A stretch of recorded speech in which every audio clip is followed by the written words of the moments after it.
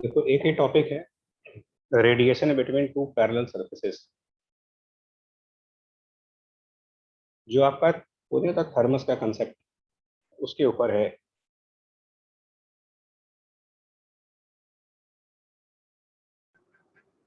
देखो, इसमें क्या करना है आपको यार।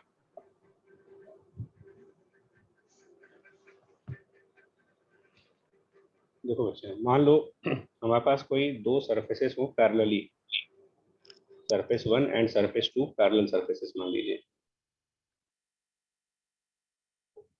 आपको बताना है इन दोनों के बीच net rate of heat transfer कैसे निकालोगे। सरफेस वन सरफेस टू के बीच में net rate of heat transfer, मान लीजिए सरफेस वन टेम्परेचर T1 पर है और सरफेस टू टेम्परेचर T2 पर है। दो सरफेसेस है T1 T2 टेम्परेचर पे। सरफेस वन की emissivity emissivity of surface one is E1 and emissivity of surface two is E2।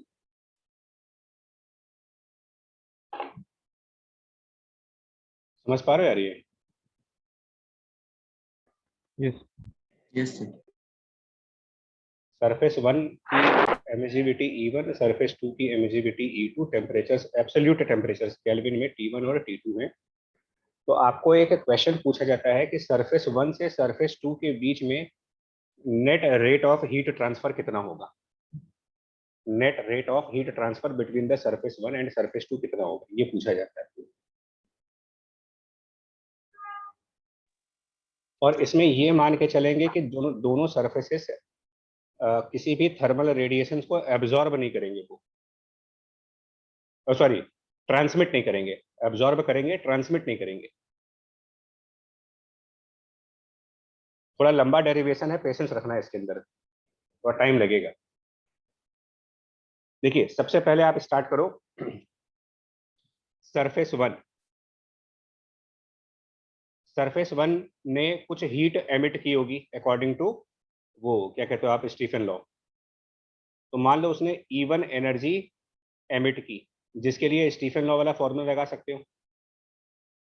मतलब E1 को कैलकुलेट करने के लिए जो फॉर्मूला यूज करेंगे स्टीफन लॉ वाला, वो हो जाएगा emissivity into Stefan constant into उसका surface area and temperature to the power 4। समझ पा रहे हो इसको यार? Yes sir. हाँ। अब वो जो सरफेस वन जो हीट रेडिएट करेगा, हम ये मान के चल रहे हैं कि वो हीट सरफेस टू की तरफ रेडिएट करके जाएगी in form of electromagnetic wave. वो E1 सरफेस वन की तरफ गई और सरफेस वन उस E1 में से कुछ हीट एब्जॉर्ब करेगा और बाकी रिफ्लेक्ट करेगा। बिकॉज किसी भी सरफेस में अगर हम बात करें तो मेजर तीन इवेंट्स होते हैं, या तो वो थर्मल एनर्जी को एब्जॉर्ब करता है, या तो वो रिफ्लेक्ट करता है, या फिर वो ट्रांसमिट करता है। तो ट्रांसमिशन जीरो मान के चल रहे हैं। और हमारा हीट ट्रांसफर का एक कंसेप्ट और होता है जिसमें ये कहा जाता है कि जो एमिजिविटी होती है और किसी सरफेस की एब्जॉर्प्टिविटी, दोनों की न्यूमेरिक वैल्यू सेम होती है। ये याद है आप लोग को, एमिजिविटी और एब्जॉर्प्टिविटी की न्यूमेरिकल वैल्यूज बराबर है। Yes yes sir. तो कितना, तो सरफेस टू कितना एब्जॉर्ब करेगा।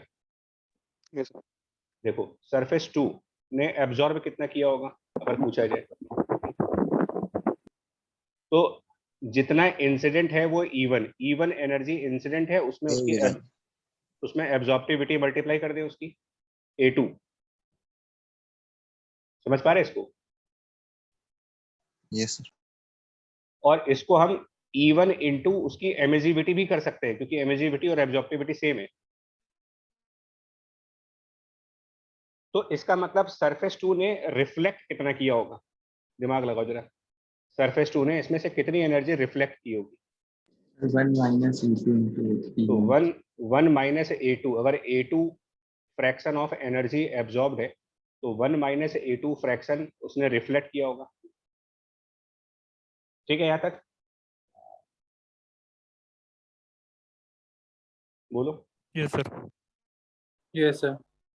तो अब समझना ध्यान से यार, थोड़ा सा टाइम लगेगा। सरफेस टू ने रिफ्लेक्ट किया, जो रिफ्लेक्ट किया है वो है 1 माइनस A2, आज पेन भी नहीं चल रहा इसमें मेरा, मल्टीप्लाइड बाय E1। अब सरफेस टू जो रिफ्लेक्ट करेगा वो वापस सरफेस वन पर आएगा, और सरफेस वन उसमें से कुछ परसेंटेज एब्जॉर्ब करके और बाकी वापस रिफ्लेक्ट कर देगा फिर से। अब कितना रिफ्लेक्ट करेगा ये सरफेस वन, इसमें से वापस कितना रिफ्लेक्ट करेगा फिर से? 1 minus A1 1 minus A2 E1।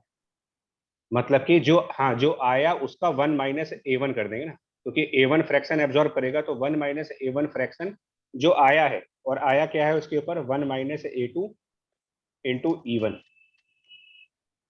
अच्छा, मैं रिक्वेस्ट तुम लोगों से करूंगा, अपना पेन पेपर यूज करते रहना, मतलब साथ में तुम लोग भी लिखते रहोगे तो ज्यादा अच्छा समझ पाओगे।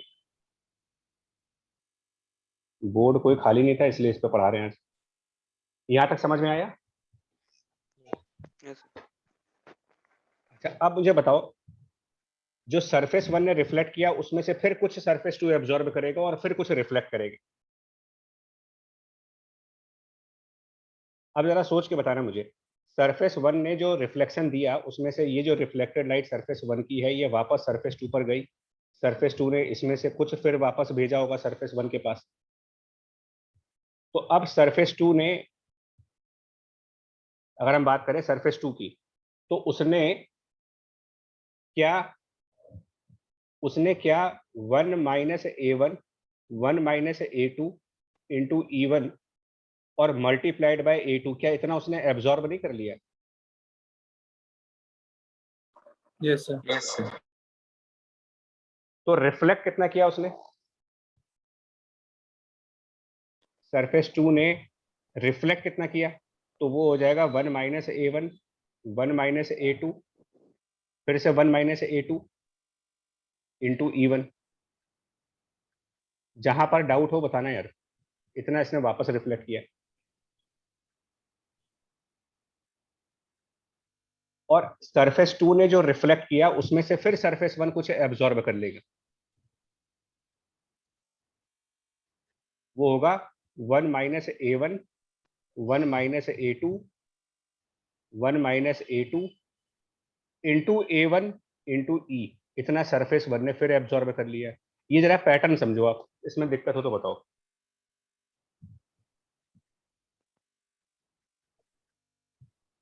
इसको देख के बताओ, ये पैटर्न समझ पा रहे कि नहीं? Yes, sir. हाँ सर।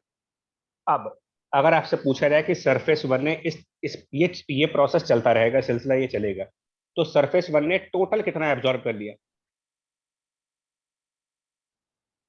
अगर आपसे पूछा जाए कि जो सरफेस वन है उसने टोटल क्या एब्जॉर्ब किया होगा, बड़ा ध्यान से सोच के बताना मुझे, सरफेस वन ने टोटल कितनी एब्जॉर्ब की? देखो ना, सरफेस वन के एब्जॉर्ब एनर्जीज कहां कहां पर है?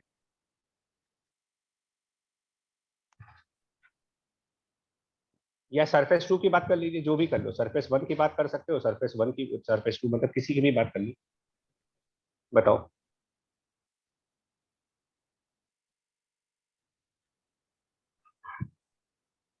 इसमें एक एक्चुअली एक पैटर्न हमने यहाँ छोड़ दिया है, वो बीच में ऐड कर दे रहे हैं यहाँ पर।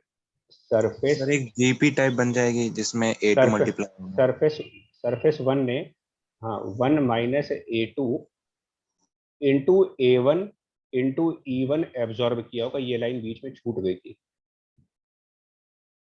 अब मैं देखो ऐड कर रहा हूँ यार, इसको बताना ध्यान से। पहला टर्म होगा 1 माइनस A2 इंटू E1 और उसमें A1 मल्टीप्लाई होगा, पहला टर्म। फिर सरफेस वन ने क्या एब्जॉर्ब किया? तो उसके बाद सरफेस वन ने एब्जॉर्ब किया है 1 minus A1 1 minus A2 1 minus A2 into A1 into E। हाँ या ना बोलो यार, आप लोग आगे बताएं। Yes, sir. और Yes.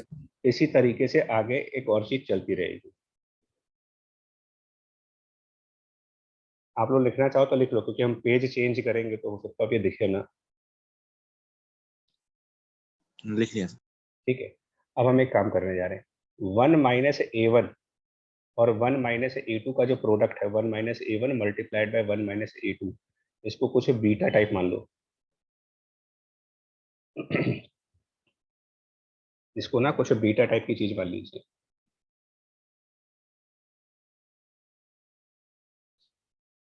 ठीक है, Yes, Yes, sir. sir. आप देखो, हाँ ना बताना कि अगर जो मैं लिखूंगा वो सही लिख रहा हूँ कि नहीं। ये जो टर्म आपके सामने लिखा है इसको अगर हम सिंप्लीफाई करेंगे तो ये कुछ ऐसा बनेगा, E1 1 minus A2 into A1, और इसको कॉमन लेने के बाद बचेगा 1 प्लस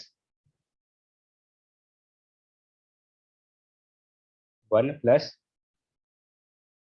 मैं पहला टर्म लिख रहा हूँ, बताना बचेगा कि नहीं, 1 प्लस बीटा बचेगा कि नहीं। Yes, sir. Yes. Second term बचेगा आपके पास। इसी तरीके से अगर और आगे बढ़ेंगे तो beta square and so on करके बढ़ेगा, जो कि एक इनफाइनाइट जीपी होगी, और इसका समेशन होगा E1 A1 1 माइनस A2, और इस इनफाइनाइट जीपी का समेशन लगाओ। तो डिवीजन में 1 माइनस बीटा आएगा क्या, sum of infinite GP with common ratio less than 1। Yes sir. आराम से बताना, नहीं तो फिर हम बताएं। बस ये मेन पार्ट हो गया मेरा, अगर ये आप समझ गए तो इसका मतलब हम लोगों ने लगभग डेरिवेशन कर ली है। Yes sir. ठीक है बच्चे। अब आपसे पूछा जा रहा है कि total rate of heat transfer from surface 1 to surface 2 कितना है। Total rate of heat transfer from surface 1 to surface 2, जिसको मैं अभी सर्किल में हाईलाइट कर रहा हूं, ये अमाउंट है, वो हीट, ये वो हीट है जो सरफेस 1 ने एब्जॉर्ब की है। तो क्या सिमिलर आर्ग्यूमेंट पर ये नहीं निकाल सकते कि सरफेस 2 ने कितना एब्जॉर्ब किया होगा टोटल, सिमिलर आर्ग्यूमेंट पर।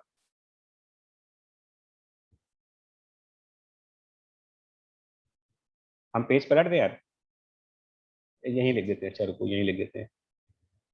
E2 A2 1 minus A1 upon 1 minus beta, क्या ये सरफेस 2 ने एब्जॉर्ब नहीं किया होगा। Yes sir. Same similar process है ना, एब्जॉर्ब बाय 2 इतना होगा, जब एब्जॉर्ब बाय 1 का एक्सप्रेशन आ गया तो एब्जॉर्ब बाय 2 भी सिमिलर एक्सप्रेशन आएंगे।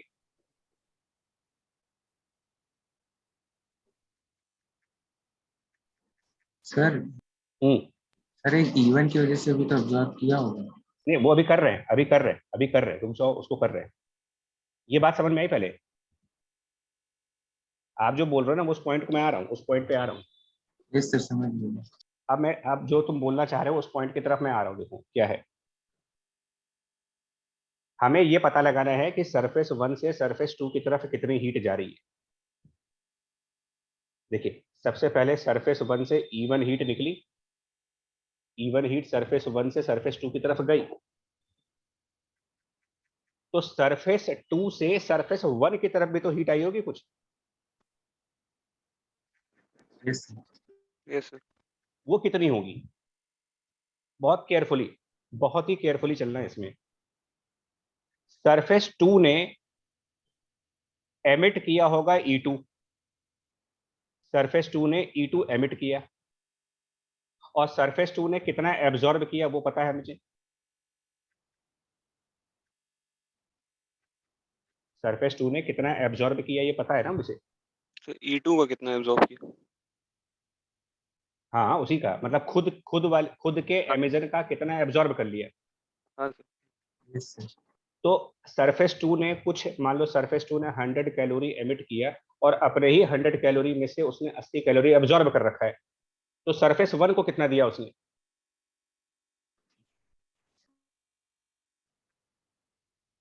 सर U2 माइनस जो ये एब्जॉर्ब बाय 2 आया है। मतलब कि अगर हम E2 माइनस, मैं इसीलिए बोल रहा हूँ यार, बोर्ड होता तो बड़ा मजा आता है इसको पढ़ने में आज, लेकिन अपॉन 1 माइनस बीटा, क्या ये पूरा एक्सप्रेशन मुझे ये नहीं बता रहा कि सरफेस 2 की एमिटेड एनर्जी का कितना पार्ट उसने एब्जॉर्ब नहीं किया है। Yes sir. सारे लोगों को देख के बताओ यार, सब लोग को कुछ आ रहा समझ में। Yes sir. तो क्या ये एनर्जी सरफेस 1 पे नहीं गई होगी। Yes sir.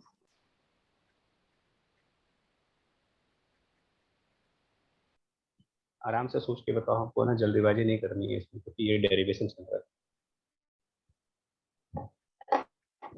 सर ये जो एरिया है ये सरफेस के एक साइड का ही एरिया है ना? हाँ मतलब दूसरे साइड से अमेजन नहीं है, ये मान के चल रहे। यस ठीक है यार, इसको जब सिंप्लीफाई करेंगे तो इसका जो आंसर आएगा ना यार, वो देखो कितना आएगा। इसको अगर थोड़ा सा सिंप्लीफाई कर लें,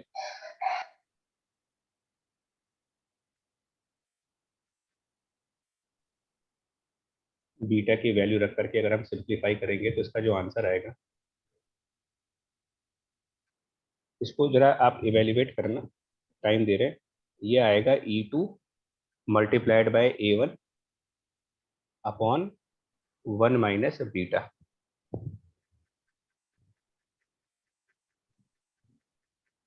इसको करने के लिए आपको बीटा की वैल्यू रखनी पड़ेगी, मतलब एक्चुअली कब आएगा ये।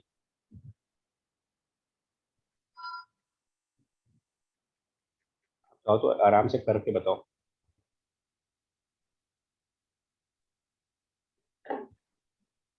इससे इसको आराम से करके बताओ, देखो आता है कि नहीं है, हम वेट कर रहे हैं।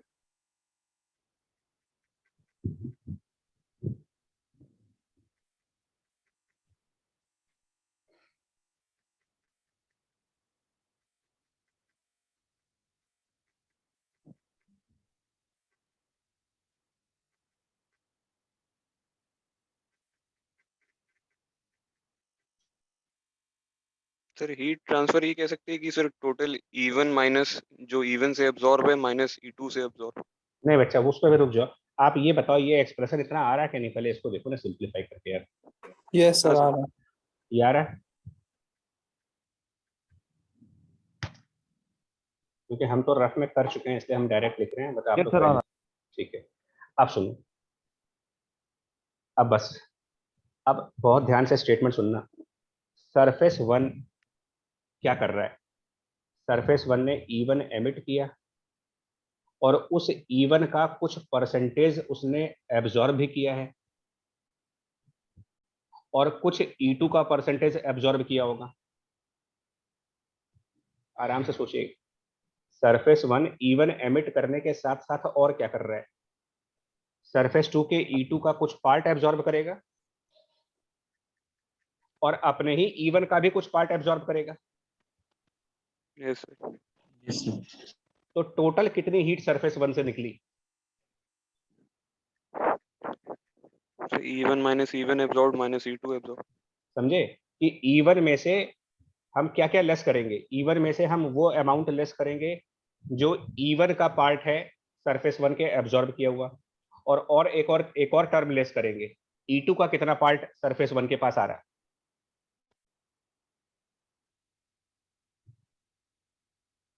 देखो मैं लिख रहा हूं, आप ट्राई करना यार। टोटल हीट जो 1 से 2 तक जाएगी, मैं कह रहा हूं कि ये E1 माइनस अभी जो हम लोगों ने सॉल्व किया था E2 A1 upon 1 minus beta, minus E1 1 minus A2 A1 upon 1 minus beta. ना हो तो बताओ, फिर से समझाए।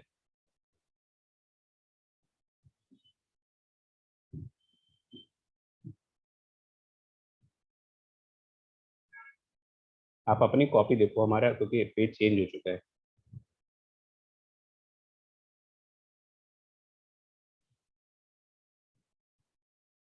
ये जो हमने E2 में से ये लेस किया है, ये करके हम क्या निकाल रहे हैं, कुछ पता चल रहा है आपको? ये क्या निकाला है जिसको मैं सर्कल कर रहा हूँ? ये कौन सा हीट है? जो सरफेस 1 पे जा रहा सरफेस वन पे जाने वाली हीट है। सर लेकिन सरफेस वन पे एग्जैक्टली यही तो एब्जॉर्ब नहीं होगा, इसमें तो कुछ परसेंटेज इसका एब्जॉर्ब होगा ना। तो परसेंटेज लिया है, इस लिस्ट को देखो ना, जो ये इतनी सारी लिस्ट बनाई है ना यार, उसमें वो ये फैक्टर कंसिडर नहीं है। देखो आप, इसमें सब में Yes, sir. एब्जॉर्प्टिविटी काउंट करके ही तो आ रहा है ये सब कुछ।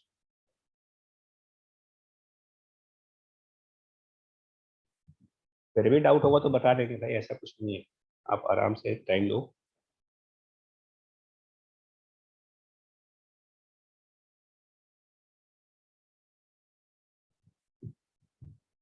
इस पे कन्विंस हो कि E2 A1 upon 1 minus beta E2 का वो एनर्जी, E2 का वो पोर्शन है जो सरफेस वन को मिला है। Yes sir.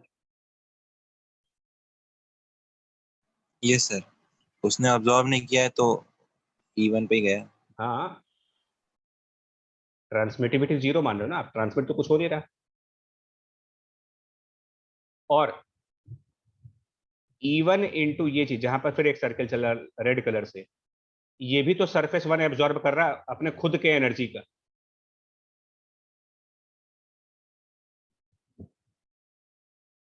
यही दोनों माइनस कर रहा हूं मैं। सर हाँ, सर जितनी E2 से मतलब E2 ने अब्जॉर्ब नहीं किया है सरफेस 2 ने, सर वो उतना पूरा अब्जॉर्ब कर लेगा सरफेस 1। हाँ, बिल्कुल। कंजर्वेशन ऑफ एनर्जी से सोचो, सरफेस 2 से एनर्जी निकली, यस सर। और जितनी निकली उसमें से कुछ सरफेस 2 ने एब्जॉर्ब कर ली, बाकी तो जाएगी कहाँ? सरफेस 1 ही तो है उस हीट को रिसीव करने के लिए।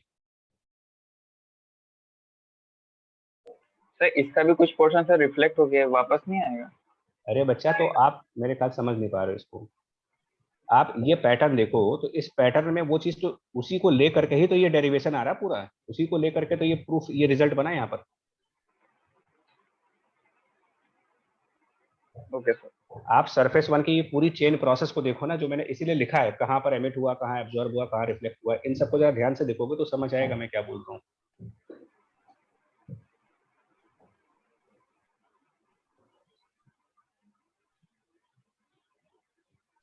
क्या इस डेरिवेशन से ये नहीं समझ में आ रहा है कि अच्छा ऐसे सोचो, सरफेस 1 अपने E1 का कितना पार्ट एब्जॉर्ब कर रहा है, यही तो डिराइव किया मैंने यहाँ पर।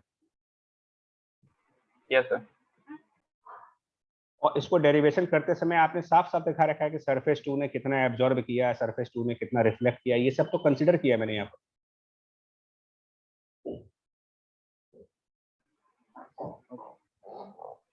बढ़े आगे भाई? Yes sir. Yes sir. Sure हो, पक्का ना? तो अब इसको सिंप्लीफाई करेंगे, ये जो लिखा था इस टर्म को सिंप्लीफाई करो, क्या बनेगा ये देखो।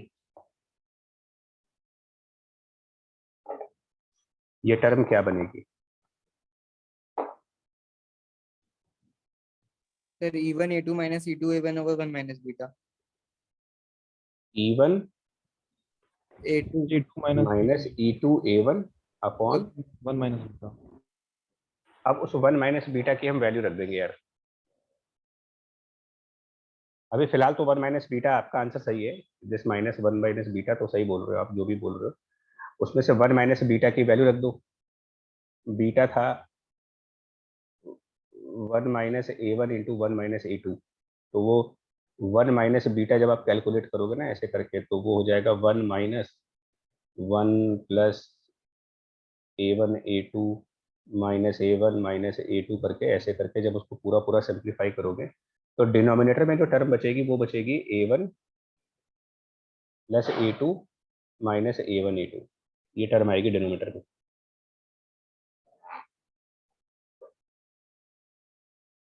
आएगा? Yes sir.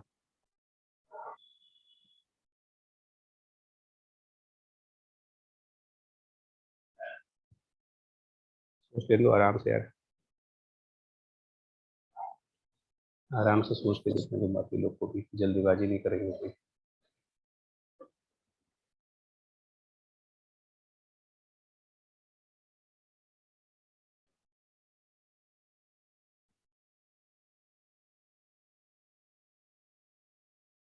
बढ़े आगे यार, आगे बढ़े। Yes. Yes sir. तो इसको हम ऐसे भी लिख सकते हैं, E1 minus E2 divided by E1 minus E2 divided by, या फिर E2 minus E1 divided by, और इसको हम लिख सकते हैं 1 upon A1 plus 1 upon A2 minus 1।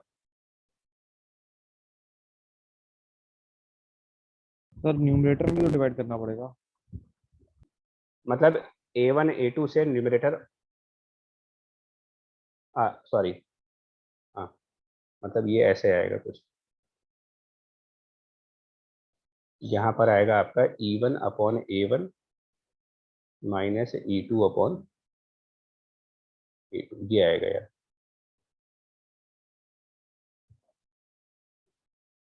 अभी ठीक है बच्चा, बताओ। Yes yes sir. Yes sir. ठीक है,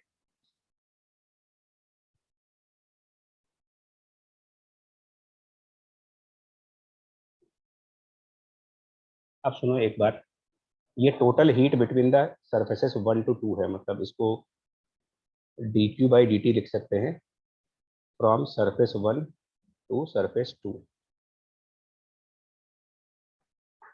एज्यूम करो, एज्यूम करिए कि ये दोनों सरफेसेस थर्मल इक्विलिब्रियम पर हैं।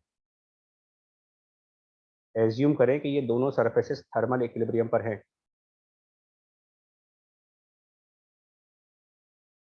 सर ये dq by dt नहीं सर, ये q होना चाहिए ना केवल।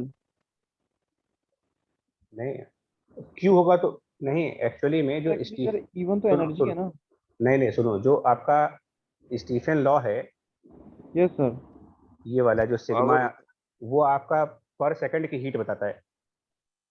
ये जो ये लिखते हो ना सिग्मा, ये वाला रिजल्ट स्टीफन लॉ वाला, इसमें यस। ये पर सेक हम अगर ये रिजल्ट आगे लगाएंगे तो इसका मतलब हमें हीट पर सेकंड कैलकुलेट करने हैं।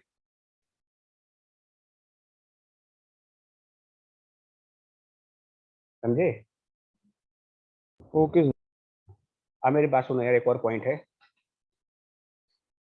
1 और 2, अगर अगर अगर माना जाए कि 1 and 2 थर्मल इक्विलिब्रियम पर है, तो इसका मतलब ये टर्म 0 आना चाहिए।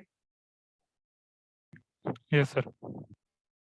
तो इसका मतलब क्या होगा कि E1 by A1 should be same as E2 by A2।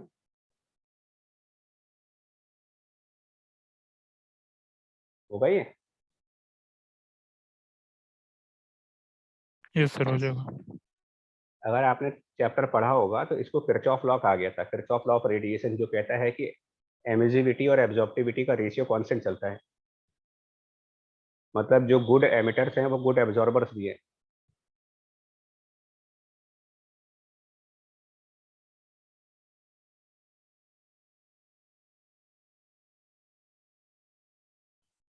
ठीक है, और ये चीज कितनी होनी चाहिए, देखो ये वैल्यू कितनी आनी चाहिए, E1 by A1 equals to E2 by A2, तो ये आना कितना चाहिए? एमएससीटी। नहीं, ध्यान से सुनना यार, ध्यान से। जो कैपिटल E2 है इसको स्टीफन लॉ से, कैपिटल E2 को स्टीफन लॉ से लिख सकते हैं सिग्मा, उसकी एमिसिविटी, उसका area, temperature to the power 4।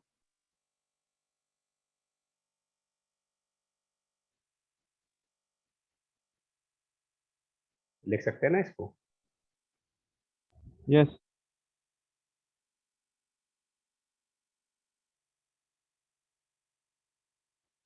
बाकी लोग भी देखो यार, कंफर्म करो जरा। Yes sir. Yes sir. ठीक है यार, और एब्जॉर्प्टिविटी की न्यूमेरिक वैल्यू एमिसिविटी के बराबर है। न्यूमेरिक वैल्यू इसकी एमिसिविटी के बराबर है। ये पॉइंट हम लोगों ने क्लास में न्यूटन लॉ ऑफ कूलिंग के टाइम पर डिस्कस किया है। किसी भी मटेरियल की एब्जॉर्प्टिविटी और उसकी जो एमिसिविटी है, न्यूमेरिकल वैल्यू सेम होती है।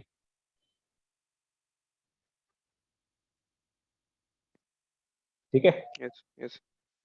यस तो इसका मतलब ये E2 और A2 का टर्म कैंसिल होकर के आपके पास बचेगा सिग्मा इंटू A2 और टेम्परेचर 2 टू दी पावर 4, एक तरीके से राइट हैंड साइड की बात करें अगर।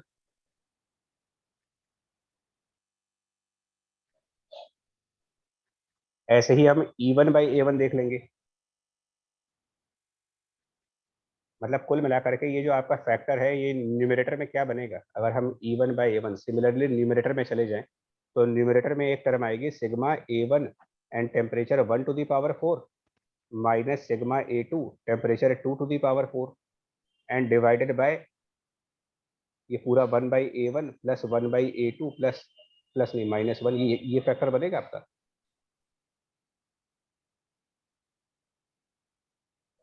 Yes sir. बस ये हमारा रिजल्ट आया, बस इसको डिराइव करने में टाइम लगा। This is called rate of heat flow between the two parallel surfaces.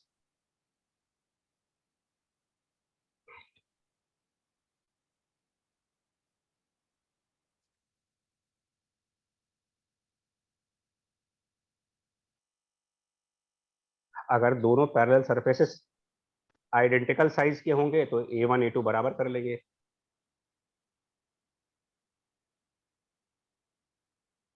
अब इसका मैं प्रॉब्लम दिखाता हूँ, मतलब एक्चुअली ये जो डेरिवेशन मैंने कराया है ये प्रॉब्लम है, और ये प्रॉब्लम इंस्पायर्ड है HCV से ही।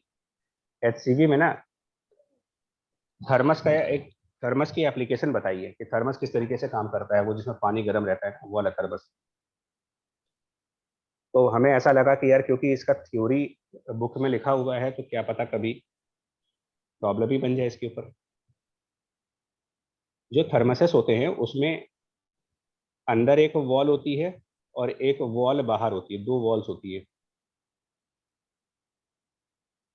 जिसको भी पता होगा ये जो मिल्टन की बॉटल्स आती हैं पानी गर्म करने के लिए, उसमें अंदर एक वॉल होती है और एक बाहर वॉल होती है, और उनके बीच में ना ऑलमोस्ट वैक्यूम टाइप की चीज होती है। तो जो इनर वॉल है थर्मस का, नेचुरली इधर आपने कोई कोल्ड या हॉट ऑब्जेक्ट रखा होगा, ठीक है, थर्मस के अंदर मान लो गर्म पानी रखा है, तो इस तरफ आपका वो सपोज करो हॉट कॉफी रखी है, पानी रखा है, चाय रखी है, कुछ भी। और जो आउटर वॉल है थर्मस की, वो सिंपल सी बात है कि जो थर्मस की आउटर वॉल है वो आपके एटमॉस्फेयर में जाएगी, तो वहां पर नॉर्मल टेम्परेचर होगा, मतलब कोल्ड एटमॉस्फेयर होगा। विंटर सीजन मान लीजिए जो हॉट कॉफी है वो 100 डिग्री सेल्सियस पर है, और कोल्ड मतलब जो कोल्ड एटमॉस्फेयर है फॉर एग्जांपल वो 20 डिग्री सेल्सियस पर है फॉर एग्जांपल। और मान लेते हैं इन दोनों सरफेसेस की जो एमिजिविटी है वो है 0.02 की, 0.02 यहाँ पर, और दूसरे साइड की एमिजिविटी 0.02 की। तो सरफेस 1 से इनर वॉल से आउटर वॉल तक रेट ऑफ हीट फ्लो कितना होगा, देखिए rate of heat flow from the inner wall to outer wall, rate of flow of heat from the inner to outer wall. अगर ये calculate करना हो तो हम पीछे वाला फॉर्मूला लगाएंगे। अब इसमें थर्मस बॉटल में अंदर वाली सरफेस और बाहर वाली सरफेस लगभग सेम एरिया के होते हैं, ऑलमोस्ट सेम एरिया के, नियरली सेम एरिया के हैं। तो अगर हम rate of flow of heat per unit area calculate करना चाहें तो जो पीछे रिजल्ट लिखा था उसके हिसाब से हम लिखेंगे इसको सिग्मा।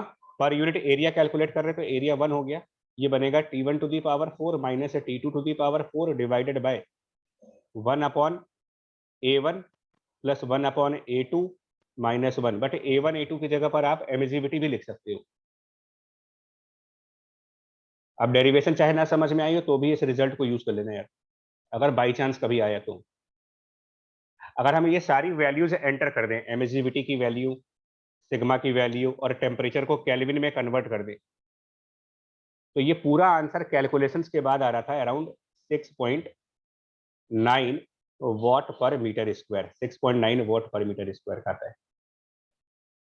इतनी हीट जाएगी, मतलब अंदर वाली वॉल से बाहर वाली वॉल पर जो हीट ट्रांसफर होगी, क्योंकि दोनों वॉल के बीच में थर्मस को डिजाइन करते समय वैक्यूम टाइप का स्पेस रखा जाता है, तो वैक्यूम से हीट ट्रांसफर सिर्फ रेडिएशन से ही हो सकता है, कंडक्शन कन्वेक्शन हो नहीं सकता है इसमें।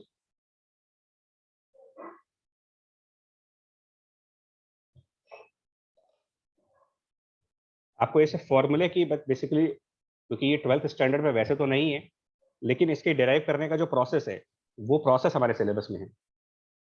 और जिस तरीके का जेई का ट्रेंड चल रहा, क्या पता भाई कोई पैराग्राफ कंपोज कर दें इसके ऊपर।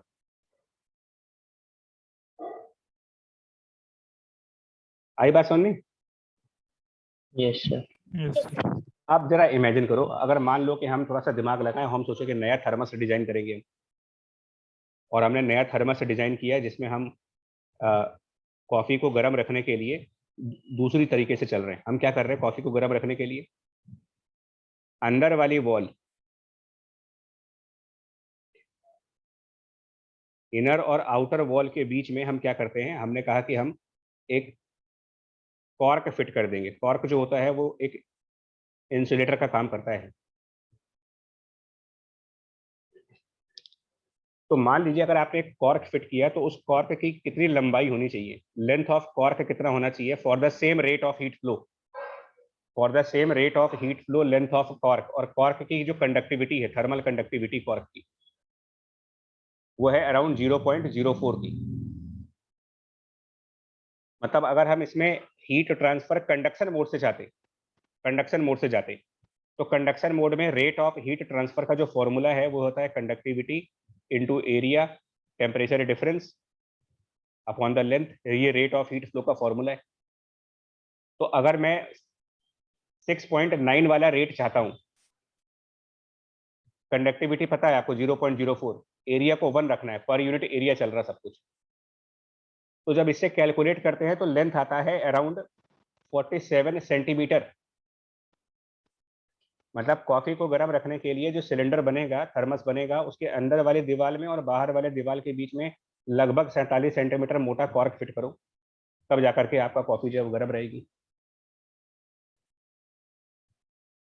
जबकि वो काम आपका वैक्यूम क्रिएट करके आराम से हो जा रहा है।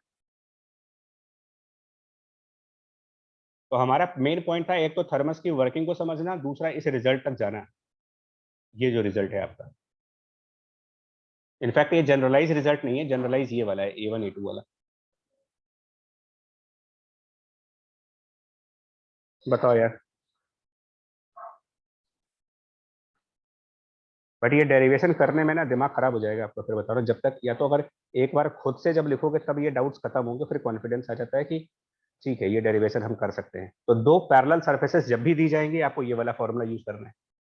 अगर वो दोनों पैरेलल सरफेसेस ब्लैक बॉडीज हैं तो क्या आंसर आएगा, जरा सोचिए। अगर दोनों पैरेलल सरफेसेस ब्लैक बॉडीज हैं, E1 E2 कितने होंगे ब्लैक बॉडीज के केस में? 1। सर 1 होंगे। तो जरा One. फॉर्मूला देखना।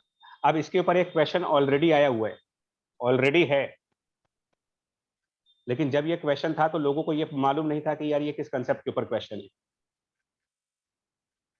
दो पैरेलल सरफेसेस हैं, ठीक है, surface 1 surface 2, both are black bodies.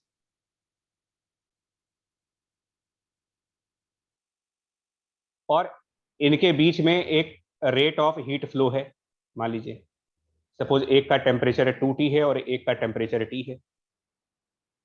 तो रेट ऑफ हीट फ्लो अगर हम इनके बीच में लिखना चाहें per unit area, rate of heat flow per unit area, तो मेरा फॉर्मूला क्या बनेगा देखो जरा।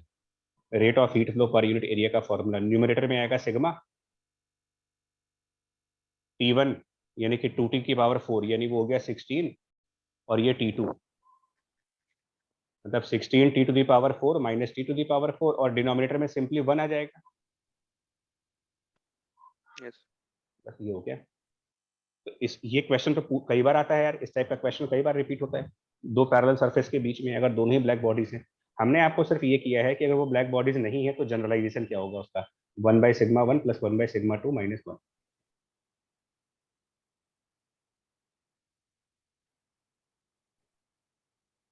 इसको तो थर्मल रेडिएशन में 100% अगर जिसने प्रैक्टिस की होगी इस टाइप का क्वेश्चन कहीं ना कहीं तो उसको मिल गया होगा। एक वो भी करते कि बीच में हाँ सरफेस डाल देते, उसका टेम्परेचर पूछते। हाँ, बीच में एक सरफेस डाल देते हैं तो पूछते हैं कि क्या हो जाएगा।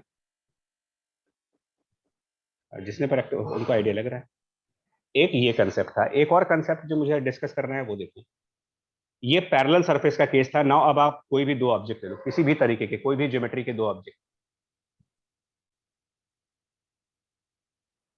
किसी भी ज्योमेट्री के, रैंडमली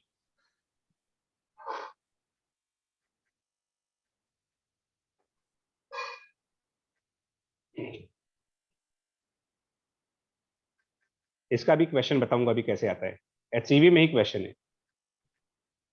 मान लो कोई एक आर्बिट्री ऑब्जेक्ट है 1 और कोई एक रैंडम ऑब्जेक्ट है 2। इसका एरिया A1, टेम्परेचर T1, इसका एरिया A2, टेम्परेचर T2। और ये जो कंसेप्ट में डिस्कस करने जा रहा हूँ ये न्यूटन लॉ ऑफ कूलिंग में यूज होता है। A1 T1 A2 T2। सबसे पहले सरफेस 1 ने कुछ हीट रेडिएट करी। क्या इस बात की गारंटी है कि सरफेस 1 जो हीट रेडिएट करेगा वो 100% ऑब्जेक्ट 2 पे जाएगा? No sir. नहीं करेगा। हो सकता है सरफेस 1 की कुछ इलेक्ट्रोमैग्नेटिक वेव सरफेस 2 तक जाए ना। तो हम यहाँ पर एक टर्म डिफाइन कर रहे हैं यार, F1 को कह रहे हैं फ्रैक्शन ऑफ एनर्जी। जब मैं एनर्जी लिख रहा हूं तो ये पर सेकंड है। Fraction of energy leaving object 1 and reaching object 2। इसको F12 कर लो। और सिमिलरली अगर हम F21 लिखेंगे तो इसका क्या मतलब निकालोगे आप, अगर ऐसा लिखा जाए F21? Fraction of energy leaving to reaching 1। आ रही बात समझ में? Yes sir. ठीक है। अब देखिए,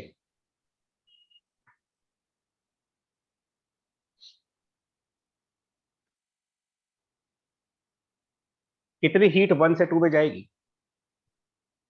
हीट फ्लोइंग फ्रॉम 1 to 2, बड़े आराम से समझते हैं, बहुत आराम से देखिए।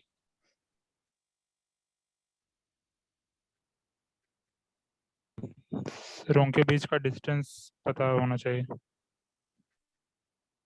नहीं, डिस्टेंस तो बाद में आ जाएगा, वो तो क्वेश्चन करेंगे तब आएगा ना। डिस्टेंस तो हम निकालेंगे। हमको ये पूछा जा रहा है कि 1 और 2 के बीच में कितनी हीट एक्सचेंज हो रही है। कितनी हीट 1 से लेके 2 के बीच में एक्सचेंज हो रही है, 1 से 2 की तरफ, 2 से 1 की तरफ। देखिए आराम से सुनना।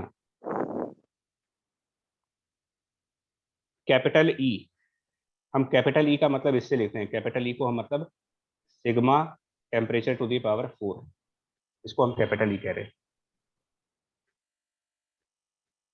इंटू एमिजिविटी ई। इसको अगर आप कैपिटल ई, फिलहाल इसको कैपिटल ई लिख दो, तो क्या ये कह सकते हैं कि E1 into A1 energy body 1 से निकली होगी? स्टीफन लॉ, इतनी इतनी एनर्जी बॉडी 1 से निकली है, उसका F12 फ्रैक्शन बॉडी 2 तक पहुंचा।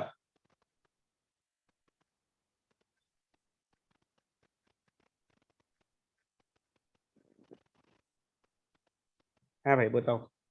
Yes yes sir. और बॉडी 2 से बॉडी 1 में कितनी हीट आई? बॉडी 2 से बॉडी 1 में कितनी हीट आई? तो E2 A2 F21।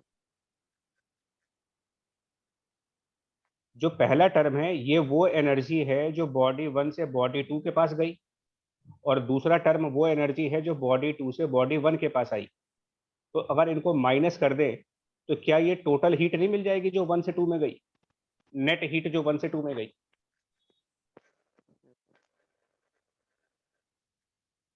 Yes sir.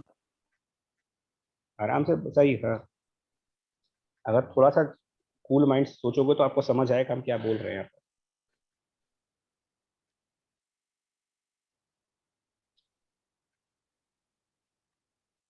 बढ़े आगे? Yes sir. आप सुनिए, आप सुनिएगा। अगर एक बार फिर से, अगर थर्मल इक्विलिब्रियम होता तो ये वैल्यू कितनी आती?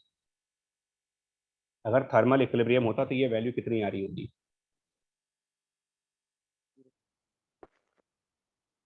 सर 0 होती। मान लीजिए थर्मल इक्विलिब्रियम होता और बॉडीज ब्लैक बॉडीज होती। सोचो, दो बातें सुनो। एज्यूमिंग कि दोनों ब्लैक बॉडीज हैं और थर्मल इक्विलिब्रियम है, तो क्या आंसर आ रहा होता मेरा? हम इनको ब्लैक बॉडीज मान लेते हैं यार, ये भी ब्लैक बॉडी है, ये भी ब्लैक बॉडी है। चलिए अब बताइए,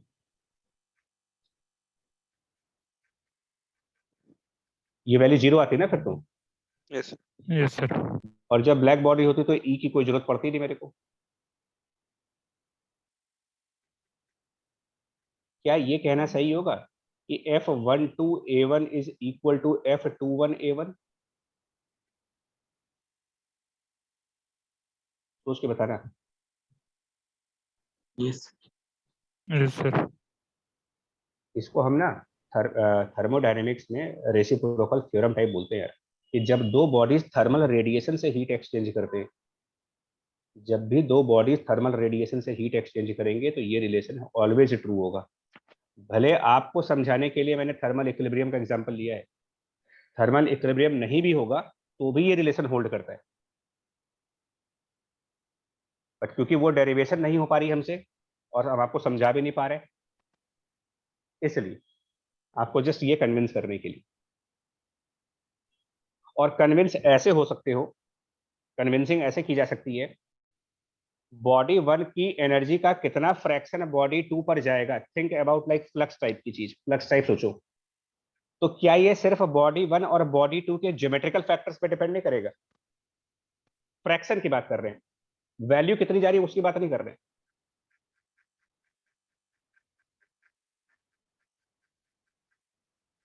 हम कह रहे हैं कि बॉडी 1 की एनर्जी का कितना फ्रैक्शन बॉडी 2 पे जा रहा है, ये तो बॉडी 1 की ज्योमेट्री और बॉडी 2 की ज्योमेट्री और उनके म्यूचुअल ओरिएंटेशन पे डिपेंड करेगा।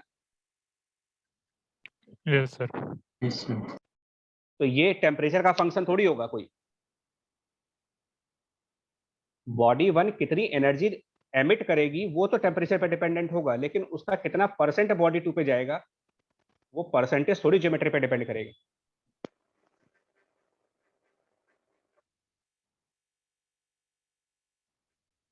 क्या कुछ कन्विंस हो पाए इससे? नहीं, फ्रैक्शन वाली चीज। यस सर, समझ गया। जैसे कि हाँ देखो, मैं बता रहा हूँ एक एग्जांपल। फॉर एग्जांपल हमने मान लो बॉडी 2 को स्फीयर मान लो, बॉडी 2 स्फीयर है और बॉडी 1 उसके अंदर रखा है, वो भी स्फीयर है। तो क्या फर्क पड़ता है कि बॉडी 1 कितनी एनर्जी निकालता है? जितनी भी निकालेगा वो सब बॉडी 2 में जाएगी। फ्रैक्शन तो 1 ही आएगा ना उसका।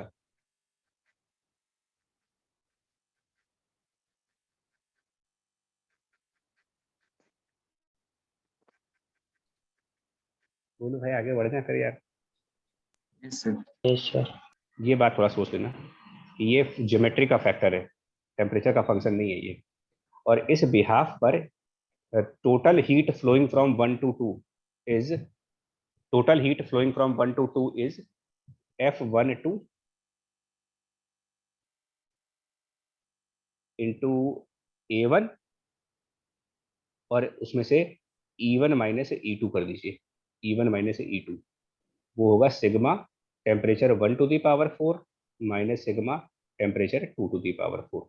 इन कुल मिलाकर के ये आंसर आएगा sigma fraction 1 to 2 A1 T1 to the power 4 minus T2 to the power 4। इतनी हीट 1 से 2 जाएगी। ये जनरलाइज फॉर्मूला है।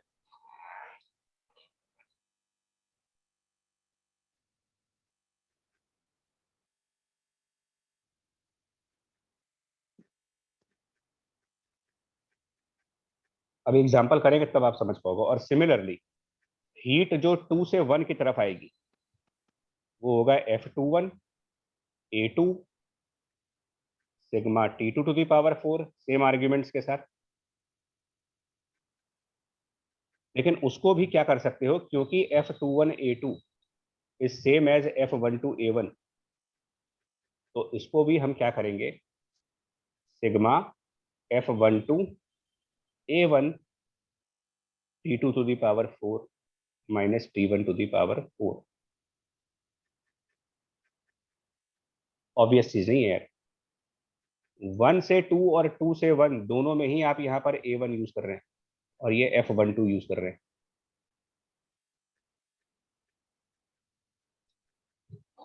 एग्जाम्पल दिखाता हूं, और ये एग्जाम्पल भी क्वेश्चन में किया गया है।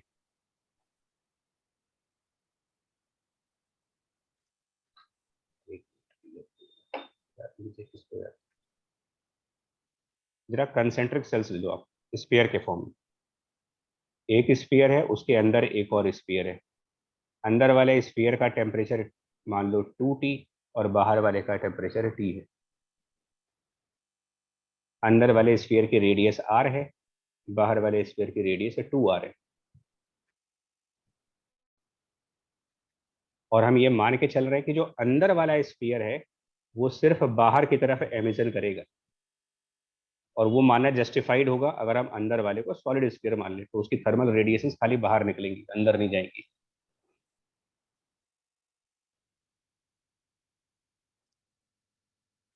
इस केस में अगर पूछा जाए rate of heat flow from 1 to 2, इसमें 1 अंदर वाले को कह रहे हैं और 2 बाहर वाले को कह रहे हैं, तो हम लगाएंगे fraction 1 to A1 T1 to the power 4 minus T2 to the power 4, black bodies माने गए हैं इनको।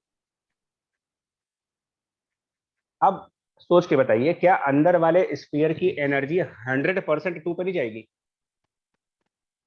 Yes sir. बताओ, तो ये F12 कितना लिखे फिर हम? भाई 1 ऑब्जेक्ट 1 हो गया ये, और A1 4 पाई आर स्क्वायर, और यहां पर 2t की पावर 4 माइनस टी की पावर 4। इतना हीट अंदर वाले स्फीयर से बाहर वाले स्फीयर की तरफ रेडिएट करेगा।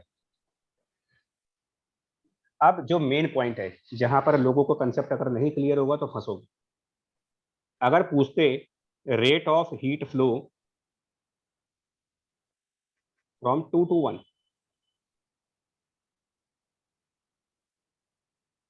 तो मेरा कंसेप्ट क्या है? ये भी आपका F12 है, ये भी A1 है, और ये T2 to the power 4 minus T1 to the power 4 है। इसका मतलब सेम ही आंसर नेगेटिव में आएगा। ऊपर का आंसर आ रहा है 60 pi r square T to the power 4, इसका आंसर माइनस में आ जाएगा। क्या ये जस्टिफाइड नहीं है यस सर। भाई? क्योंकि हीट तो किसी एक ही डायरेक्शन में जा रही होगी, या तो 1 से 2 में जा रही होगी या 2 से 1 में आ रही होगी। तो अगर एक डायरेक्शन में पॉजिटिव आंसर आएगा तो दूसरे डायरेक्शन में वही चीज नेगेटिव आनी चाहिए। लेकिन अगर गलती से आपने ये सोचा कि 2 to 1 है, तो यहाँ पर हम A2 लगाएंगे। तो जैसे ही आप A2 लगाओगे, जिसका रेडियस 2r है, फंस जाओगे।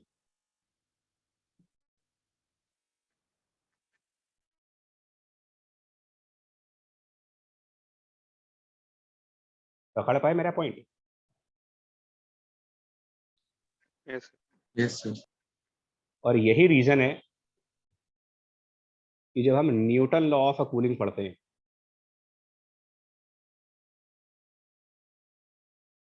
न्यूटन लॉ ऑफ कूलिंग, जिसमें ये कहते हो कि हमने एक ऑब्जेक्ट को सराउंडिंग में रख दिया, तो ऑब्जेक्ट है, उसका टेम्परेचर T1 है, और उसको सराउंडिंग में रखा। तो यहाँ कौन से दो ऑब्जेक्ट्स हैं हमारे पास?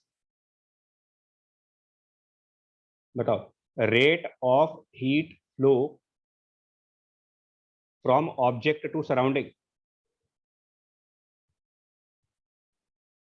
फ्रॉम ऑब्जेक्ट टू सराउंडिंग अगर रेट ऑफ हीट फ्लो लिखना चाहें, तो this is fraction of heat from object to surrounding into area of object into object का टेम्परेचर टू दी पावर 4 और minus surrounding to the power 4। इसके ऊपर तो question भी एक कई बार किए होंगे यार। और क्योंकि ऑब्जेक्ट सराउंडिंग में है, तो ये ऑब्वियस से बात है कि ऑब्जेक्ट की सभी हीट, ऑब्जेक्ट से निकलने वाली सारी हीट सराउंडिंग में ही जाएगी, और कहीं तो जाएगी नहीं। इसमें भी ये फ्रैक्शन 1 है। इसीलिए न्यूटन लॉ ऑफ कूलिंग में एरिया हम ऑब्जेक्ट का कंसिडर करते हैं। रही बात अगर ब्लैक बॉडी नहीं होगी, तो इसमें सिग्मा और मल्टीप्लाई कर लीजिएगा, एमिसिविटी और मल्टीप्लाई कर देंगे। और इसी को क्या कर देते हो, अगर हम ऑब्जेक्ट के टेम्परेचर को T1 की बजाय T मान लें, ऑब्जेक्ट टेम्परेचर T1 की बजाय T मान लें, इसका मास m मान लें, स्पेसिफिक हीट कैपेसिटी s मान लें, तो यही जो रेट ऑफ हीट फ्लो होता है, इसको ms rate of change of temperature भी लिख देते हो माइनस के साथ, क्योंकि हीट बाहर निकल रही है तो नेगेटिव हो जाएगी। और एरिया ऑफ ऑब्जेक्ट, उसका temperature to the power 4 minus ts to the power 4। इसके आगे क्लास नोट्स में इसका डेरिवेशन है, temperature as a function of time, approximation मान करके कि ऑब्जेक्ट सराउंडिंग में टेम्परेचर डिफरेंस अगर स्मॉल मान लिया जाए, तो आगे की डेरिवेशन उस बेसिस पर है।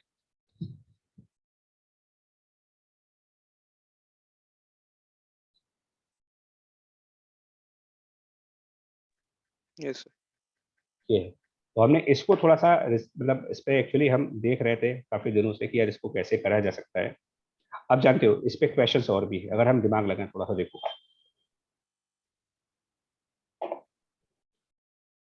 हमें फॉर एग्जाम्पल मान लिया जाए एक स्फीयर हो गया, ठीक, इसके अंदर एक और स्फीयर मान लेते हैं, और इसके अंदर एक और स्फीयर मान लेते हैं, इस तरीके से। या पहले दो स्फीयर वाला आपको एक एग्जांपल दिखाएं, दो स्फीयर वाला। मान लो आपसे कहा जाए कि स्फीयर्स के बिल्कुल सेंटर पॉइंट पर एक पावर पी का सोर्स रखा गया है, मतलब कोई हीटर है, मान लो हीटर मान लो रखा है। और उसके पहले एक और बात, हाँ उसके पहले एक और बात देखिए, भूल गया था भाई। मान लो एक चैम्बर टाइप की चीज है,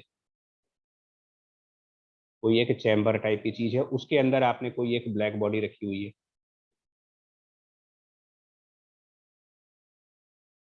तो इस ब्लैक बॉडी से चैम्बर तक कितनी हीट जाएगी, इसके लिए क्या फॉर्मूला लगाए।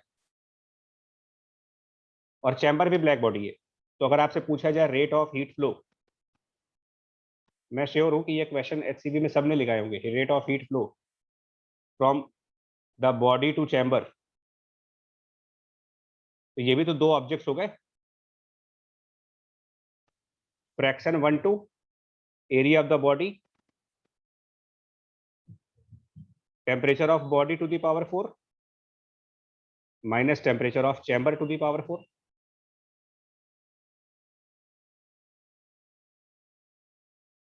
समझ पाए इसको।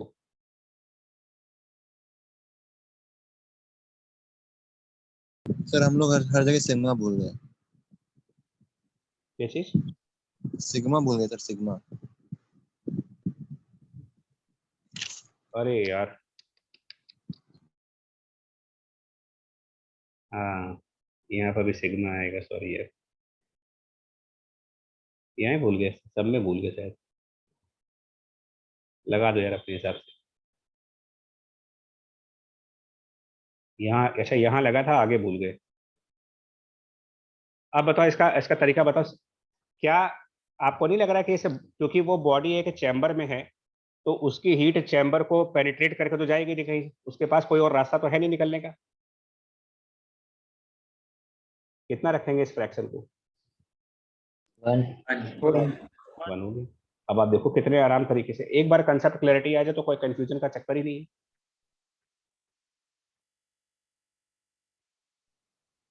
और ये डाउट हमेशा क्लियर हो जाता है कि यहाँ पर बॉडी का ही एरिया क्यों कंसिडर किया जा रहा है, चैम्बर के एरिया से कोई मतलब नहीं, चैम्बर छोटा हो चाहे बड़ा हो।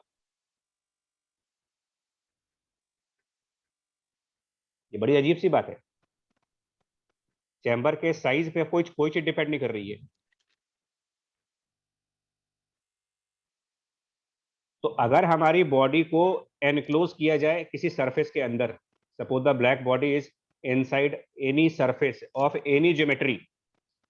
अच्छा ये भी सोचो जरा, अगर यही ऑब्जेक्ट, सेम ऑब्जेक्ट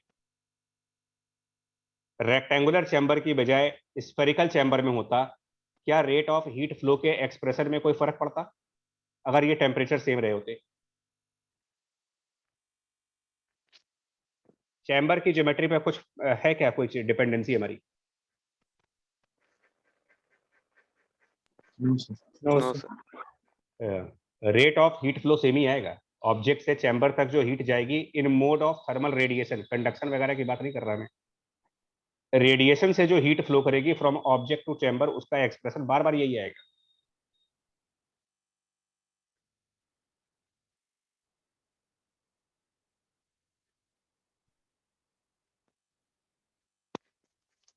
समझ पाए इसको यार। यस। इसके इसके भी क्वेश्चन एचसीवी वगैरह में है भाई। अब देखो यहाँ पर दो कंसेंट्रिक स्फीयर्स है, अंदर वाले का टेम्परेचर T1 है, बाहर वाले की टेम्परेचर T2 है, T1 मोर देन T2। और यहाँ पर एक पावर P है, अंदर एक सोर्स है, बल्ब है, हीटर है, जिसकी पावर P है। और स्टेडी स्टेट कंडीशंस है, क्या इक्वेशंस बनेगी हमारी स्टेडी स्टेट कंडीशंस पे? मतलब स्टेडी स्टेट का मतलब टेम्परेचर्स कांस्टेंट हो चुके हैं, टाइम के साथ बदलेंगे नहीं अब वो। हम क्या इक्वेशंस प्रिपेयर करें? और ब्लैक बॉडीज मान लीजिए इनको R1 R2, spheres are black bodies और उनके बीच परफेक्ट वैक्यूम है, फ्री स्पेस है, तो कंडक्शन तो होगा नहीं, कन्वेक्शन भी नहीं होगा। क्या इक्वेशन लिखे यहाँ पर हम?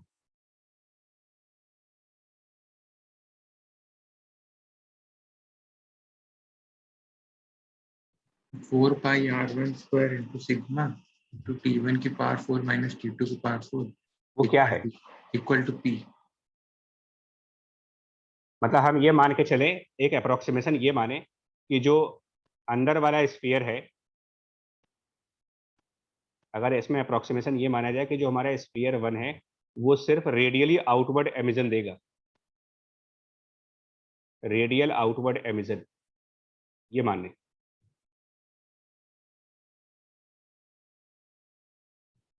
तो हाँ, जो सोर्स रखा है वहां से एनर्जी अंदर वाले स्फीयर के पास आएगी और ये स्फीयर ऑब्जेक्ट 2 को ट्रांसफर कर देगा, और ये दोनों रेट सेम होने चाहिए तभी टेम्परेचर मेंटेन कर पाओ। तो power should be same as rate of heat flow from the inner sphere to the outer sphere, which is fraction 1/2 अंदर वाले का एरिया, अंदर वाले का टेम्परेचर की पावर 4 माइनस बाहर वाले के टेम्परेचर की पावर 4, लेकिन यहां पर भी ये फ्रैक्शन 1 आएगा।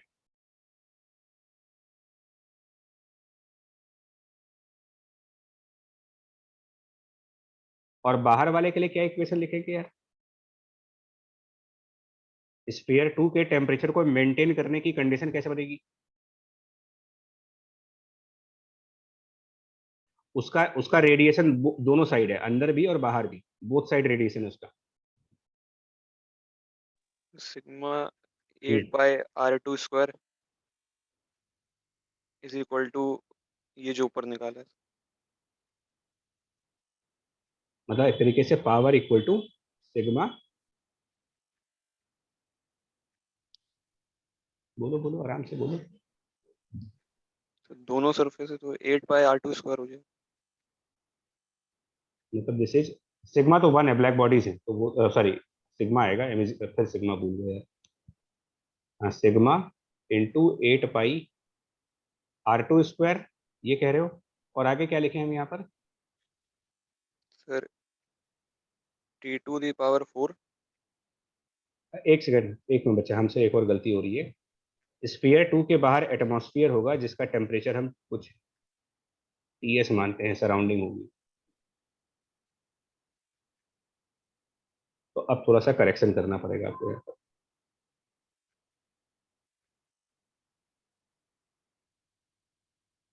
थोड़ी करेक्शन करनी होगी इसमें, ध्यान से देखना।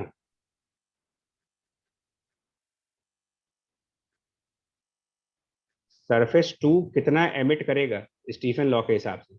Emission by the surface 2, emission by surface 2 as per Stefan law.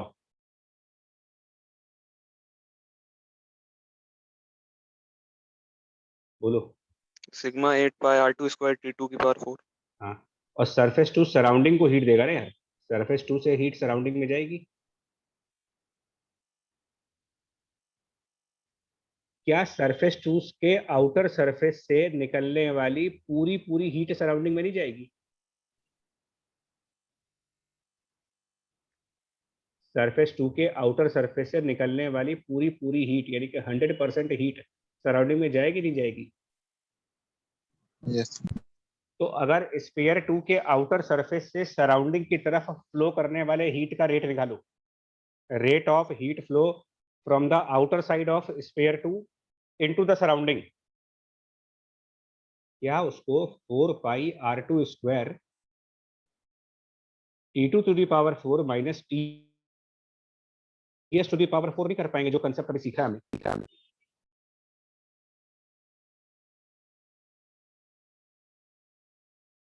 कर सकते हैं ना इसको, क्योंकि ये फ्रैक्शन sir. 1 और स्फीयर 2 का अंदर वाला सरफेस 1 वाले से हीट रिसीव कर रहा है। स्फीयर 2 इनर साइड पर स्फीयर 1 से हीट रिसीव कर रही है, जिसका रेट ये है, जिसको P लिख रहे हो, तो P should be equal to this value.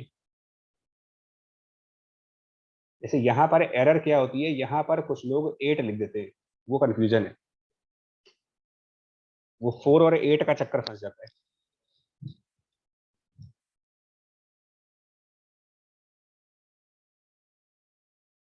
एक बार फिर से एनालाइज करो, अच्छे से करो, फिर बताओ मुझे। सर स्क्वायर 2 के अंदर क्या है, क्या है? देखिए मेरी बात सुनो, तो यही कंफ्यूजन नहीं करना है मेरे को। ये जो आपको डेरिवेशंस करवाई है मैंने यहाँ पर, ये जो डेरिवेशन हुई है इधर, इसमें एमिजन कंसीडर्ड है भाई। E2 और E1 जो एमिजन्स हैं वो कंसीडर्ड हैं। एमिजन एब्जॉर्प्शन सब कंसीडर हो चुके हैं इसके अंदर। तो हम मल्टीपल तरीके से नहीं देखेंगे इसमें, एमिजन एब्जॉर्प्शन के चक्कर में ना फंसो। इसमें सिर्फ आपको ये देखना है थर्मल रेडिएशन का फ्लो कहां से कहां तक हो रहा है। भाई हीट इज फ्लोइंग, मतलब इलेक्ट्रोमैग्नेटिक वेव चल रही है यहाँ पर। वो वेव कहां से कहां जा रही है, बस ये देखिए आप।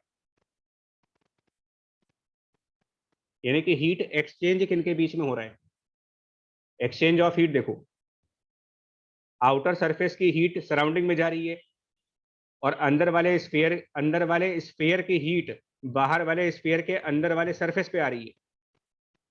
तो ये जो फॉर्मूला आपने अभी दिखा है, ये फ्रैक्शन वाला फॉर्मूला, ये total rate of heat flow by the radiation mode बताता है, जिसमें एमिजन एब्जॉर्प्शन जो कुछ कंसिडर कर रहा था ऑलरेडी हो चुका है।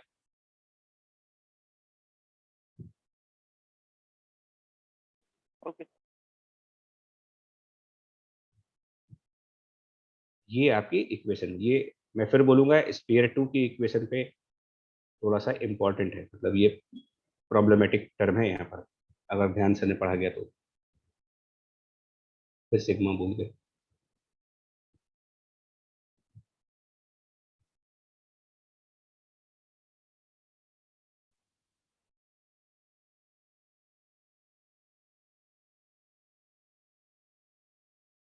अभी भी डाउट है कोई, बताएं फिर उसको भी। नो अच्छा तो अब बताओ जरा कि अगर मान लो 3 स्फीयर्स होते हैं, क्या इक्वेशन बनाते हैं? अगर थर्मल इक्विलिब्रियम की इक्वेशन बनानी हो तो कैसे बनाएं?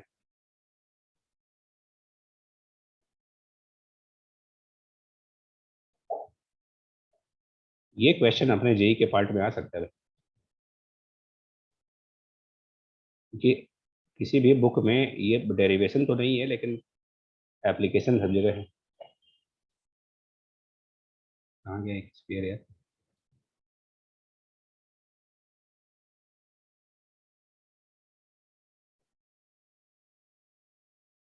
बताना भाई।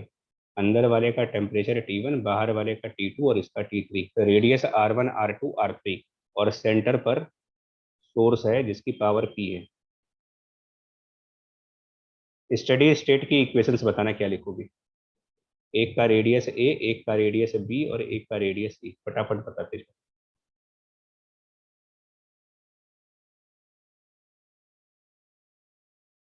सबसे पहले सोर्स मतलब हीटर है, बहुत ध्यान से समझिएगा। जो हीटर है वो हीट ट्रांसफर किसको करेगा?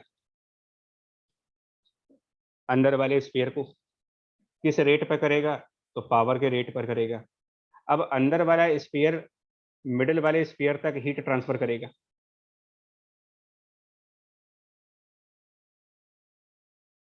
आप इसको ऐसे सोचो ना, फ्लो ऑफ हीट तो 1 डायमेंशन में ही होगा ना, 2 डायरेक्शन में थोड़ी हीट फ्लो कर जाएगी।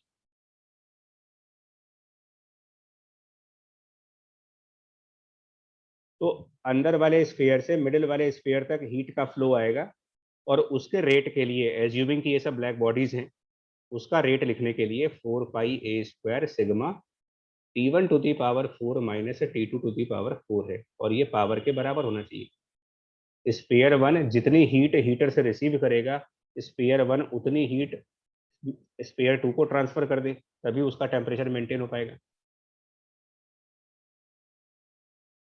आते हैं मिडिल स्फीयर पे। मिडिल स्फीयर भी हीट रिसीव कर रहा है, कहां से? मिडिल स्फीयर हीट रिसीव कर रहा है अंदर वाले स्फीयर से, और वो खुद हीट ट्रांसफर कर रहा है बाहर वाले स्फीयर को। मिडिल वाला स्फीयर कौन से रेट पर अंदर वाले स्फीयर से हीट रिसीव कर रहा है भाई? कैपिटल पी ही है। अब लेकिन मिडिल स्फीयर उस हीट को आगे ट्रांसपोर्ट कर रहा है। मिडिल स्फीयर जो हीट रिसीव किया उसने उसको आगे प्रोपोगेट कर दिया, मतलब थर्ड वाले की तरफ, 2 से 3 की तरफ। तो ये 2 से 3 की तरफ जब हीट फ्लो होगा तो हम 4 पाई एरिया 2 वाले का रखेंगे सिग्मा, और T2 to the power 4 minus T3 to the power 4, और थर्ड वाला स्फीयर सराउंडिंग में भेज रहा है सब कुछ।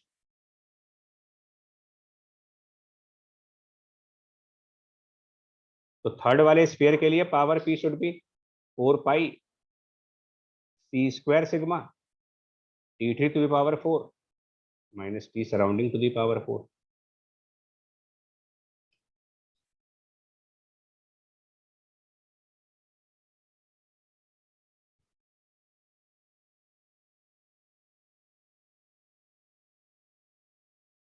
क्या कुछ आया था नहीं यार?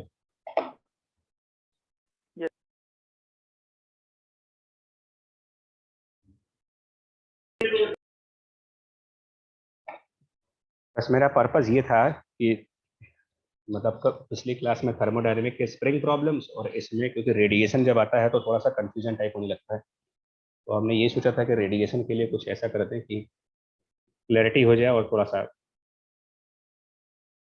सर हाँ, सर अगर मतलब स्टेडी स्टेट ना हो तब क्या चेंज आएगा इक्वेशन में? अब ये टेम्परेचर बदलेंगे, तब ये करोगे। जैसे मान लो अंदर वाले स्फीयर की बात करें अगर, तो अंदर वाला स्फीयर कैपिटल P रेट पर हीट रिसीव कर रहा है, और उसमें से जितना वो आगे वाले यानी कि सेकंड वाले स्फीयर को ट्रांसफर कर रहा है वो है 4 पाई A स्क्वायर सिग्मा और T1 to the power 4 minus T2 to the power 4। ये नेट रेट हुआ जिस पर अंदर वाले स्फीयर ने हीट रिसीव की। तो इसको हम अंदर वाले का मास, अंदर वाले की स्पेसिफिक हीट और अंदर वाले के rate of change of temperature से कंपेयर कर रहे हैं, क्योंकि तब टेम्परेचर बदलेगा तो कैलोरीमेट्री वाले कंसेप्ट आएंगे। Yes, sir. ऐसे इक्वेशन बनाओगे।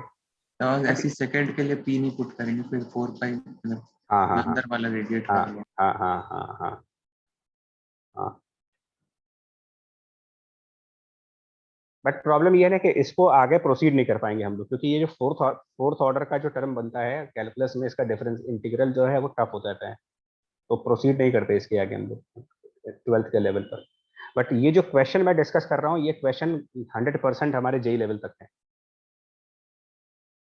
कंसेंट्रिक स्फीयर वाला, और ये तो HCV में भर भर के क्वेश्चन है भैया। Object inside chamber, object inside this, question भर भर के रखे गए हैं। इस टाइप के क्वेश्चन से मैं बता रहा हूँ मैं तुम्हें, HCV में किस टाइप के क्वेश्चन है। क्वेश्चन इस तरीके से है कि एक चैम्बर है, चैम्बर इज मेंटेन्ड एट फला फला टेम्परेचर, उस चैम्बर में एक रॉड है, अभी देखना, उस चैम्बर में एक रॉड है और रॉड के दूसरे एंड पर फर्नेस है, फर्नेस का टेम्परेचर T1 है, रॉड की लेंथ दी गई है, रॉड की कंडक्टिविटी दी गई है, इसका क्रॉस सेक्शनल एरिया दे रखा है, और कहते हैं कि रॉड का ये वाला एंड फर्नेस के अंदर है और फर्नेस में वैक्यूम, सॉरी चैम्बर में वैक्यूम है, एक चैम्बर है उसमें वैक्यूम है। अब बताओ हीट कैसे कैसे फ्लो करेगी इसमें? फर्नेस से रॉड में जाएगी कंडक्शन वाले मोड से, समझ पा रहे हैं? और ये भी कहते हैं कि रॉड का जो एंड चैम्बर के अंदर है उसका टेम्परेचर T2 निकालना है स्टेडी स्टेट पर। स्टेडी स्टेट कंडीशंस पे क्या करेंगे? तो बड़ा सीधा सा है यार, फर्नेस से हीट रॉड के उस एंड तक जाएगी जो एंड चैम्बर में है, और ये हीट कंडक्शन वाले मोड से जाएगी, तो इसका रेट लिख देंगे के ए T1 minus T2 by L. और फिर जो एंड चैम्बर के अंदर है ये चैम्बर को हीट भेजेगा, यहां पर वही कंसेप्ट, क्योंकि वो एंड चैम्बर के अंदर कंप्लीटली है तो इससे निकलने वाली हीट का 100% फ्रैक्शन चैम्बर में जाएगा, फ्रैक्शन 1 हो गया। एरिया ऑफ दिस एंड, जो एंड चैम्बर के अंदर है उसका एरिया जो रॉड के क्रॉस सेक्शनल एरिया के बराबर होगा, और यहाँ पर जो चैम्बर के अंदर एंड है उसके टेम्परेचर का 4 और चैम्बर के टेम्परेचर का 4। ये अपना कंसेप्ट लगा करके आराम से क्वेश्चन कर लेंगे।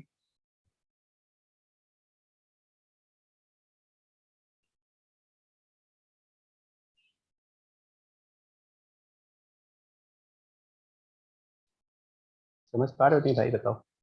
Yes sir. Yes sir. ठीक, अब जैसे मैं एक क्वेश्चन और दे दूं, अब सुनो बस, मतलब ऐसे आपका क्लैरिटी करने के लिए। मान लीजिए हमारे पास अगेन एक स्फेरिकल ऑब्जेक्ट है जिसका रेडियस r है, टेम्परेचर T है, सब ब्लैक बॉडीज हैं, और इसके तरफ, ये अपने आप समझ जाओगे मैंने क्या करना है, इसके ऊपर मैं हेमिस्फीयर रख दूं तो टेम्परेचर T2 पर, क्या ये नहीं निकाल सकते कि कितने हीट फ्लो करेगी? वैसे तो लॉजिकल तरीके से हो जाएगा, फ्रैक्शन आधा हो गया। आधा फ्रैक्शन हो गया तो हाफ, और एरिया अंदर वाले स्फीयर का 4 pi r square T1 to the power 4 minus T2 to the power 4 into sigma. हालांकि ये लॉजिकल भी था, आधा क्यों हो रहा है ये समझ पा रहे होगे आप, क्योंकि स्फीयर की रेडिएशन से आधी आपकी जा पाएंगी इधर, बाकी तो निकल जाएंगे कहीं और से। अब हम फ्रैक्शन को ट्विस्ट करके ना क्वेश्चन टफ कर सकते हैं, फ्रैक्शन कैलकुलेट करने को डाल दें अगर तो ये क्वेश्चन टफ हो जाएंगे।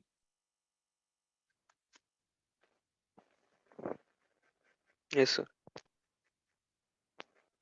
हाँ, फ्रैक्शन ज्योमेट्री का पार्ट हो गया, ज्योमेट्री इन्वॉल्व कर दो तो क्वेश्चन डिफिकल्ट हो गया, अपने आप डिफिकल्ट हो। बट अब आगे ध्यान रखना, इसके क्वेश्चन बहुत आते हैं, बहुत ज्यादा आते हैं। वो कहते हैं कोई क्यूब है, क्यूब के सेंटर पर सिमेट्रिकली स्फीयर रखा है, a sphere is symmetrically placed at the center of cube, find the rate of heat flow between a sphere and one face। आराम से निकल जाएगा, नहीं निकल पाएगा ये। 1/6 हो जाएगा। 1/6। बस अब आ रहा यार, वैसा हो गया खत्म, इसका मतलब आप समझ गए। तो ये वाला पोर्शन रिलेटिवली आसान है, जो डिफिकल्ट था वो ये वाला है, मतलब एक्चुअली ये वाला जो इसके पहले ये चल रहा था, ये पैरेलल सरफेस वाला, ये टफ है। और ये टफ सिर्फ इस वजह से ये जो डेरिवेशन हो रही है, और इसको भी अभी टफ लग रहा है। एक बार इसको बंद करके अपने आप पेन पेपर लगाओ और देखो, समझ में आ जाएगा तुरंत ये भी।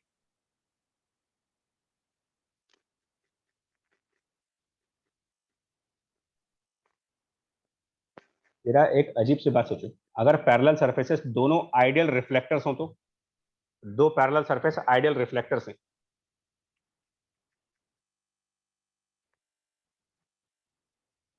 क्या आएगा rate of heat flow? Ideal reflectors मतलब एब्जॉर्ब कुछ नहीं कर पाएंगे। A1 भी 0, A2 भी 0। यहां से देख लो, इस वाले टर्म से देख लो, ज्यादा अच्छा समझ में आएगा। A1 A2 both are 0।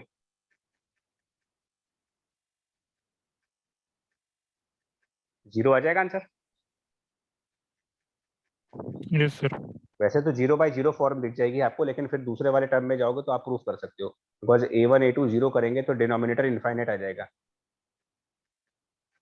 और होना भी चाहिए, जब दोनों पैरेलल सरफेस आइडियल रिफ्लेक्टर है तो वो हीट के ट्रांसफर करेंगे, वो तो मिरर हो गए, दो प्लेन मिरर टाइप के हो गए, वो लाइट को रिफ्लेक्ट करते रहेंगे। Yes sir. आइडियल एब्जॉर्बर हो गए A1 A2 1 हो गया। आपको जनरलाइज कर दिया है, अगर वो आइडियल रिफ्लेक्टर नहीं है, आइडियल एब्जॉर्बर नहीं है, तो भी हम निकाल सकते हैं between the two parallel surfaces और in general between two objects of any geometry in terms of the fractions. और मेन जो पार्ट आता है वो आता है जब एक ऑब्जेक्ट दूसरे ऑब्जेक्ट के अंदर रख दिया जाए, चैम्बर के अंदर, बॉक्स के अंदर, सराउंडिंग में, न्यूटन लॉ ऑफ कूलिंग में, इस टाइप के क्वेश्चन जो हैं। तो ये इससे ज़्यादा नहीं आएगा थर्मल रेडिएशन में, जेई में। इससे ज़्यादा थर्मल रेडिएशन में सिर्फ एक वो वाला पार्ट आता है जो जिसमें वीन्स लॉ है, वीन्स लॉ वाला पार्ट आता है, lambda M into T is constant वाला। वो आसान है, उसमें कोई न्यूमेरिकल तो है नहीं। और एक किरचॉफ लॉ क्या है वो बता दिया आपको यहीं पर। किरचॉफ लॉ कहता है कि ये चीज E1 by A1 equal to E2 by A2, ये HCV में भी इसका प्रूफ मिल जाएगा तुम्हें। प्रूफ नहीं है, लॉजिक, मतलब वो बातों बातों में प्रूफ किया उन्होंने। एमिजिविटी और एब्जॉर्प्टिविटी प्रोपोर्शन में चलते हैं।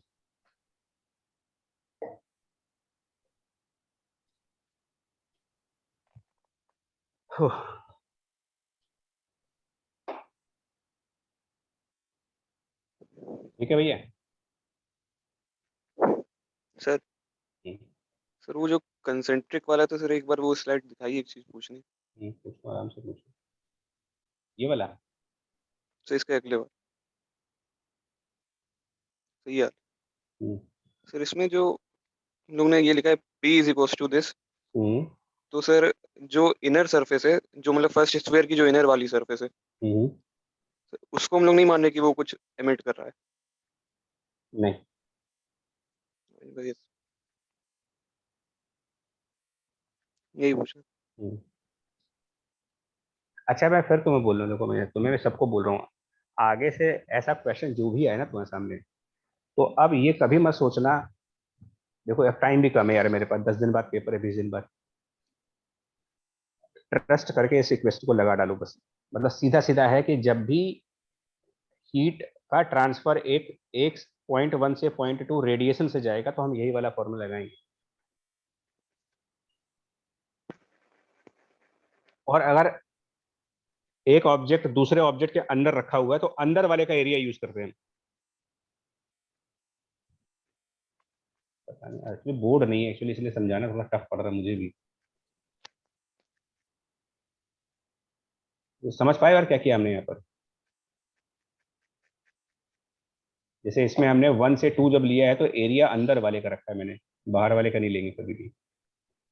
और चाहे वो 2 से 1 पूछे, मान लो अगर वो 2 से 1 सपोज दैट होता तो भी आप एरिया अंदर वाले का ही रखोगे। अंदर एरिया हमेशा अंदर वाले सरफेस का ही आएगा।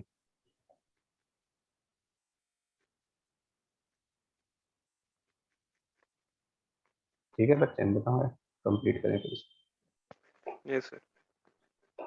इसको यहीं पर अभी रखो।